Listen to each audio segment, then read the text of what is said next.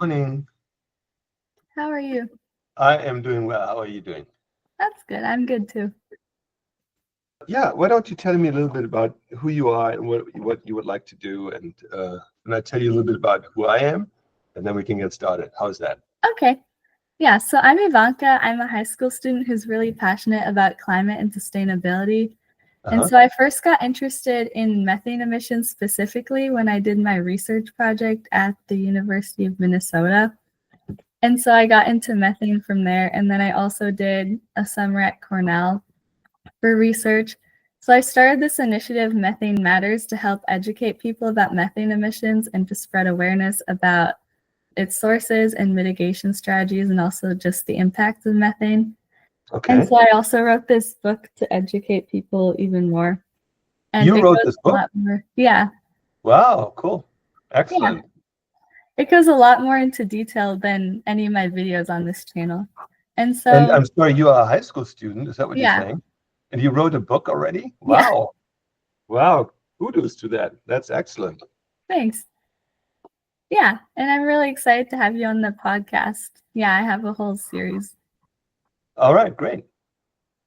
So I'm Frank Mitloehner. I'm a professor and air quality specialist in the Department of Animal Science here at UC Davis, and I've been here for 23 years.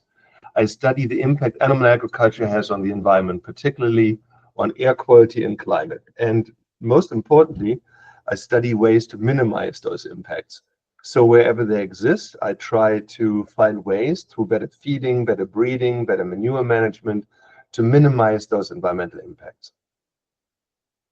Okay, so then my first question for you is, what's your educational background like, and how did you get started doing this? So I do have a degree in agriculture engineering from the University of Leipzig in Germany, and a PhD in animal science, and here in particular the environmental management of beef cattle, beef and dairy cattle.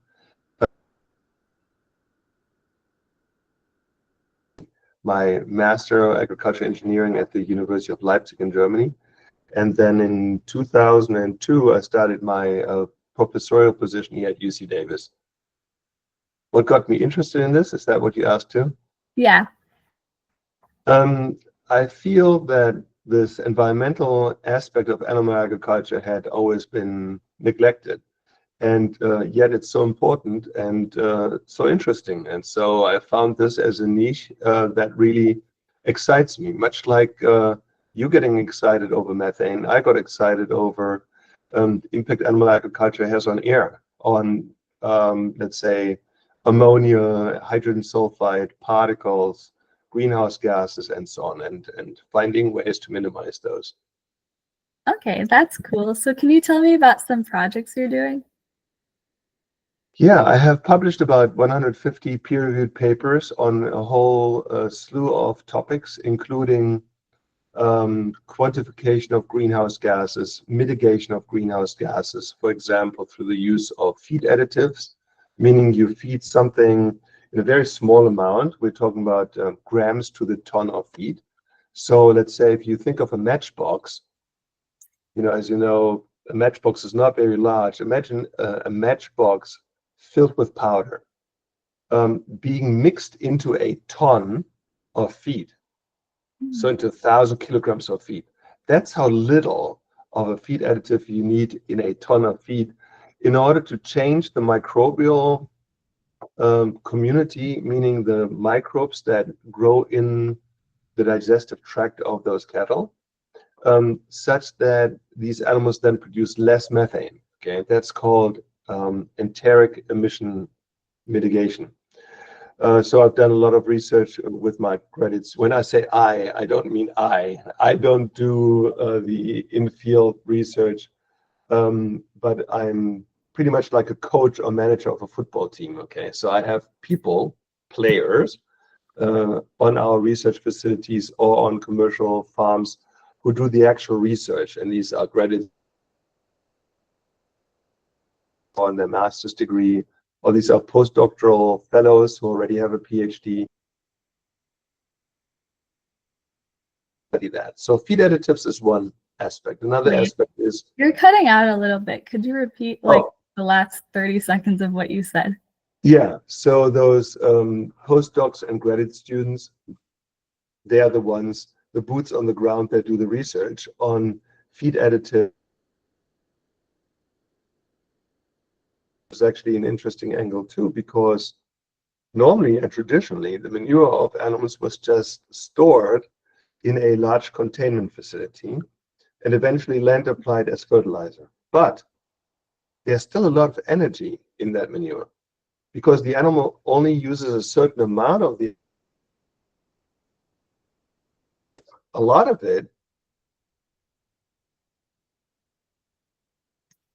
And so the energy is then still in the manure. And when I say energy, I mean methane, because methane is, as you well know, really a form of energy, right? If you cook at home with gas, or if you heat your home at home, if you methane. And so we don't want to waste that gas. We want to, if we have it, use it effectively, either as a fuel or to make power from it. And in the past, we didn't do that. But now we do, because now we use, let's say, anaerobic digest. It's very, by any chance? What did you say? You're cutting out. Um, I said, do you have, is your family background from India? Oh, yeah. Yes. So in India, there are thousands, if not millions, of what's called anaerobic digesters. Mm. Okay? Anaerobic digesters cap biomass. You put a cap over, let's say, animal manure or food scraps or so. And then microbes work in there to digest that organic material. And these microbes produce methane gas. And that methane gas is then used, in the case of India, to cook meals. Mm. It's used, or in the case of California, we have large digesters, large anaerobic digesters on dairies. And the biogas, which is largely methane, that's being produced is then used to run vehicle fleets, such as semi-trucks or buses. And that's a big technology, and many people are doing it now. And so they have converted something that used to be viewed as a liability, which is methane just going into the air, into making it an asset, something positive, namely a fuel source. That's great. Yeah. Okay, so you talked about feed additives a little bit. So my research was also on feed additives and reducing enteric fermentation, producing methane. So what feed additives are you guys working with? Oh, anything from nitrates to saponins to tannins to methane inhibitors such as 3-NOP, also called Bovaer, or seaweed. The biological name is Asparagopsis taxiformis. So there are two large groups of feed additives. The one is called rumen modifiers. And these rumen modifiers change the microbial composition in the rumen, away from those microbes forming methane to others that form less or no methane. These are rumen modifiers. The second group of feed additives fall into the category of methane inhibitors. And that's a different pathway of reducing methane, because now you prevent the formation of methane by disrupting the one of the enzymatic steps of its formation. And that works really well. So seaweed as well as this Bovaer, these two feed additives work very well in reducing methane. You can reduce enteric methane by up to 80% or so, 80. So that's a lot. But you don't want to. You don't want to reduce it by too much, because there is a biological need for getting rid of methane. Actually, not for getting rid of methane, but for getting rid of hydrogen in the rumen. Okay. And the pathway of getting rid of the hydrogen in the rumen is by microbes taking hydrogen and CO2, both produced during enteric fermentation. And that hydrogen and CO2 is then converted into methane, and that methane is belched out by these animals, and that's the way of getting rid of hydrogen. Hmm. So you Yeah. don't want to reduce it down to zero. Okay, you don't want to reduce 80% of methane and then almost take care of the whole thing, but only, let's say, 40% or so, and that's more than enough. So what would happen if you reduced 80%? Like, what are the consequences? Then the animals would stop eating. They would eat less so that they produce less methane, or so that they produce less hydrogen so that they have to get rid of less methane. Okay, They so the would just animals simply, wouldn't be healthy. I'm sorry? So the animals wouldn't be healthy. I would say the animals would be less productive. Okay. They would produce less. So back to the question of India. India is actually a fascinating country in this context. I don't know if you know this, but the two countries of India and Brazil have more cattle than the rest of the world combined. Yeah. And it's particularly important for a country like India to find ways to use fewer cows to produce the same amount of product. And that could be easily done if the animals that are in existence would be more productive, meaning if they would produce more milk, for example, than they do today. Just to give you a comparison, an average cow here in California produces about 45 liters of milk per day. That's 45 liters of milk per cow per day. In India, that might be 5 liters per cow per day.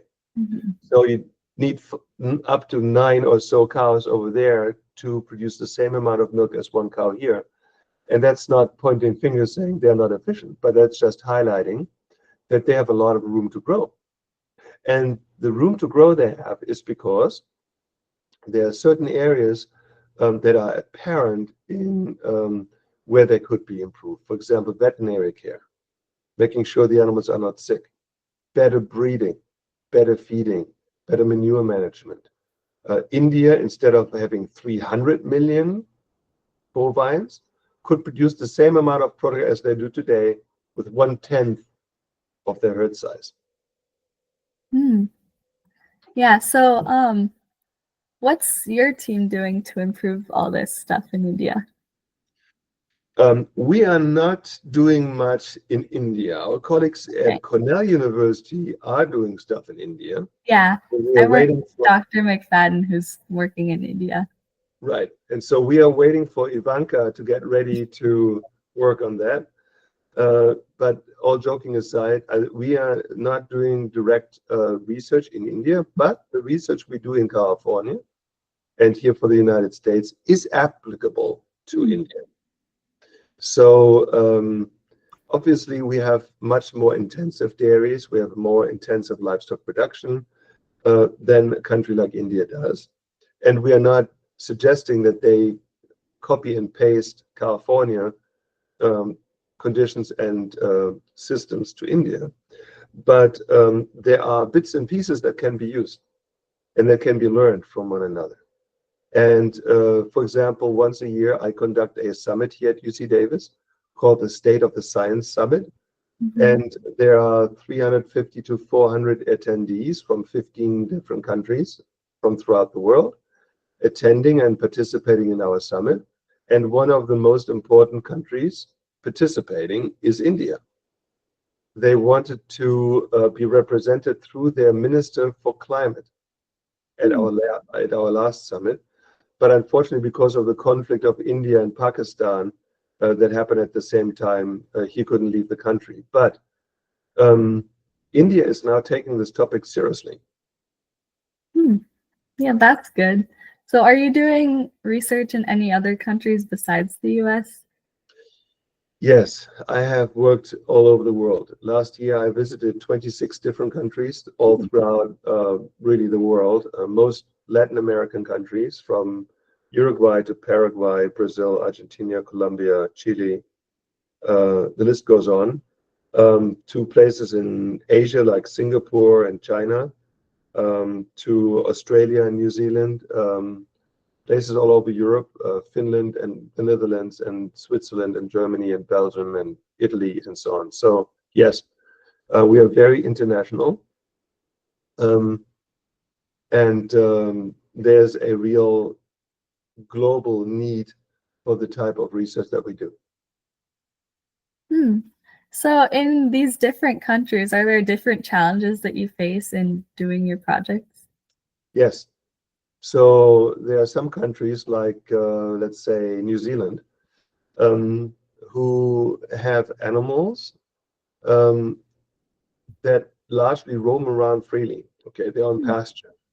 And so if animals are on pasture, then you have limited interaction with these animals.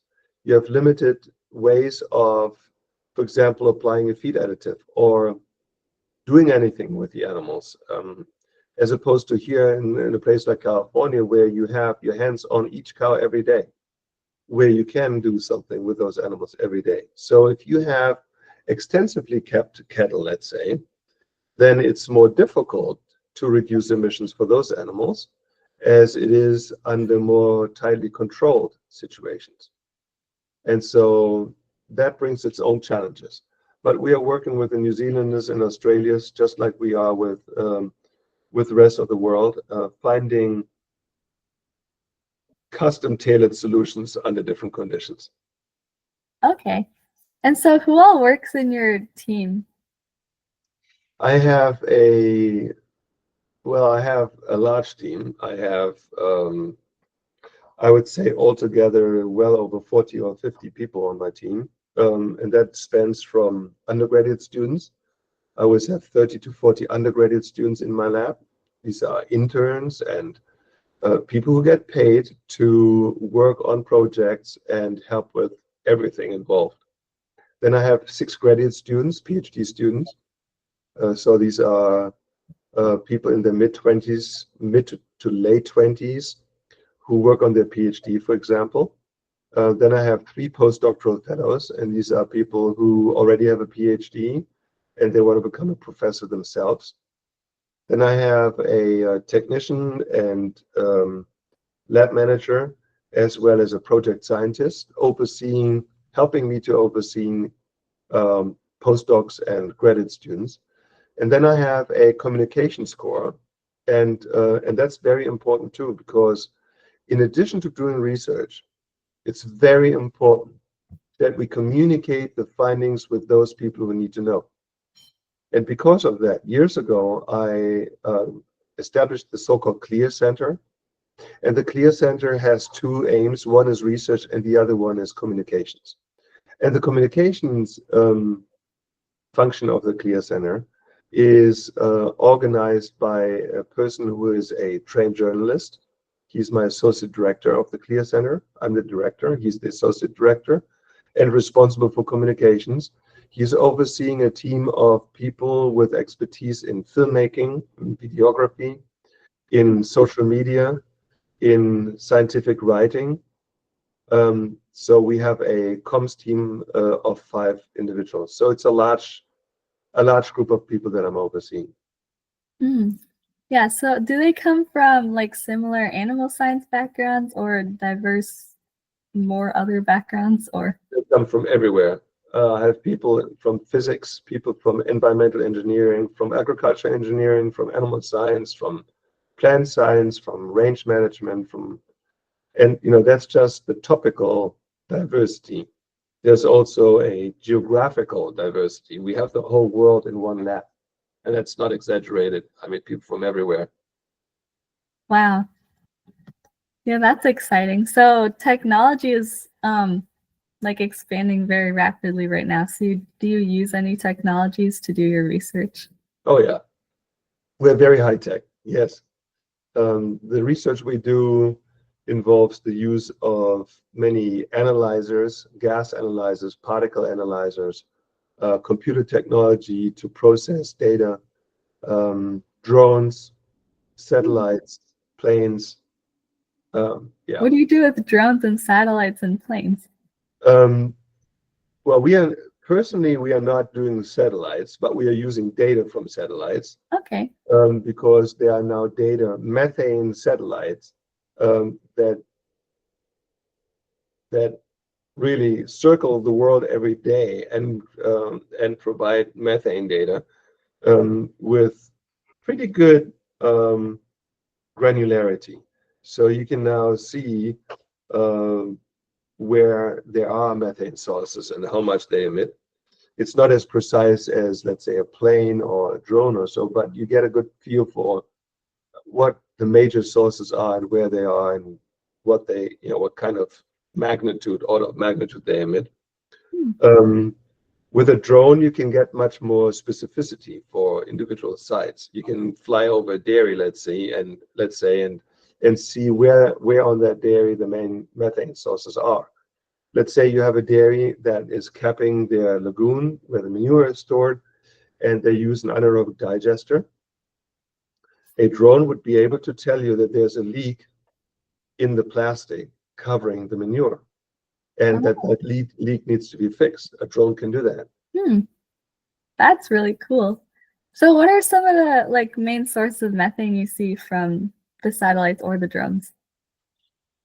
The main sources are uncapped wells from fracking. Okay. In the oil and gas business, the fossil fuel companies go in and they take out what they want to take out. And when they deem those wells to be no longer economically profitable, then they just walk on without Mm. capping them. And these things just keep spewing methane, okay? They're not even flared off. It's just the methane comes out. And you can see that in North Dakota and South Dakota and West Texas and so on in large amounts. Mm. Landfills are a source of methane. Ruminant livestock is a source of methane. But in the case of ruminant livestock, it's less of a point source. It's more diffuse, okay? Let's say if you have an area with grazing animals, then while each animal emits methane, because it's such a large area they're on, let's say if you have a cow each 5 acres or so, then she will not show up on a methane satellite image or satellite methane image. Um, but if you have a feedlot where many animals are in a relatively small area, then that would show up. So the main sources are, as I said, the oil and gas industry, landfills, feedlots, rice paddies, um, anything that's anaerobic, um, natural, or human caused. Swarms are another source. Okay. And then so with your work in livestock, how do you measure the methane emissions coming from the cows? Because I worked at Cornell with the green feeds and I thought that was really cool. So do you use something like that? Yeah, yeah. We use green feeds. We use head chambers, which are see-through devices. It's pretty much a see-through box. The animal has its head in, but not just for a few minutes, but for 12 hours. So you actually get a whole time series of methane and not just some grab samples like you do with the Mm. green feed. We also use what we call bovine bubbles. These are large facilities, 100-foot long, 40-foot wide, 30-foot tall. And in those, we can have up to 14 cattle, and we have them in there for half a year or so. And so then you get the emissions of the animals, as well as their feed, as well as the animal manure over time. And under conditions that simulate real-world conditions, let's say in a commercial feedlot. That's a unique facility that only we have here at UC Davis, and yeah, it is very unique. Okay. Yeah, I saw the respiration chambers at Cornell and that was really cool. So how long do the cows stay in the bovine bubbles? Um, that differs from a month to half a year. Oh, okay. That's a long time. Mhm. Wow. And then what advice would you have for um, anyone who wants to go into this field or high school students like me? Well, first of all, I find it extraordinary that you're that interested in this. Okay, this is a big kudos, and And it really shows that you are very focused and that you have great promise to become a successful scientist. The questions that you are asking are very thoughtful. The fact that you have already published a book is extremely rare. So you'll be very competitive into getting into a graduate school eventually. But first, of course, you have to go through doing a bachelor's someplace. Yeah. If you are interested in this field, which you undoubtedly seem to be, then look for the best schools in this area and be assured that this is an area of great importance, one that won't go away. Regardless of who sits in the White House, the topic will not go away. Yeah. The topic is of international relevance. The topic is of particular relevance in the country where your family comes from. I'm saying that because I am not a US native. I'm originally from Germany. And so I have a real good understanding of what international people bring to this melting pot of people, of nations here in the United States, and how what we do here is of real relevance globally. Okay, don't just think myopically a little tiny topic, but even early on, be broad and interested in an area, but also branch out. Don't be shy. You don't seem to be shy, otherwise you wouldn't interview me here and others. Be inquisitive and show that you're interested in, because people will be excited to sharing what they do with someone like you, because we need people like you. I mean, we need people like you. The world needs people like you, because so many people don't care. And we need more people who care, and more people who get well trained in the science, but also in the ways to communicating that science with those people who need to know about it. Yeah.